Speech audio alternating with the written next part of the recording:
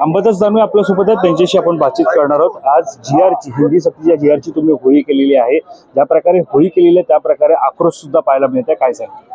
बिलकुल, या अध्यादेशाची आम्ही होळी केलेली आहे। हा अध्यादेश अन्याय आहे, मराठी माणसावर अन्याय करणारा आहे। हिंदी सक्तीकरण या महाराष्ट्रात आम्ही खपवून घेणार नाही आणि म्हणून हा अध्यादेशाची होळी केलेली आहे। पुतळा झालेला आहे, येणाऱ्या काळात मोर्चा सुद्धा आहे। मला असं वाटतं हा लढा आणखी तीव्र होईल। अचानक हिंदी सक्ती ही महाराष्ट्रामध्ये का केली जाते आणि त्याचा जीआर सुद्धा काढला जातो? मला वाटतं हे तुम्ही सरकारला विचारा। आम्ही पण म्हणतो ना, याची सक्ती का करताय तुम्ही? काही गरज नाही त्या सक्ती करण्याची।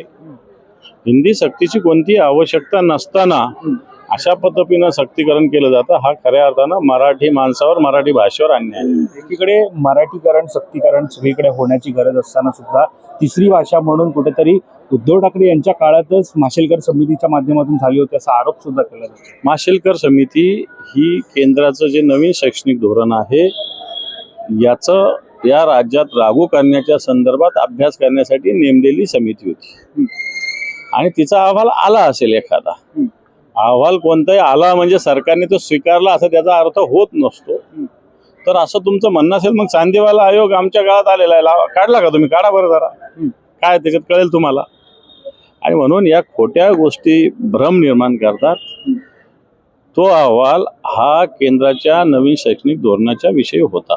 खरं तर या आंदोलनाच्या पार्श्वभूमीवर, या मोर्चाच्या पार्श्वभूमीवर दोन ठाकरे बंधू जे आहेत ते इतक्या वर्षापासून राजकारणात वेगळे होते, ते एकत्र येणार आहेत। त्यामुळे कुठेतरी ते आल्यास सरकारलाच धोकादायक होऊ शकतं, महायुतीसाठी धोकादायक होऊ शकतं। त्यामुळे कुठेतरी मोर्चाच हा होऊ देणार नाही अशी सुद्धा चर्चा ज्या आहेत त्या पाहायला मिळतात। कसं मला असं वाटतं, हा मराठी माणूस म्हणून सगळे एकत्र येतात।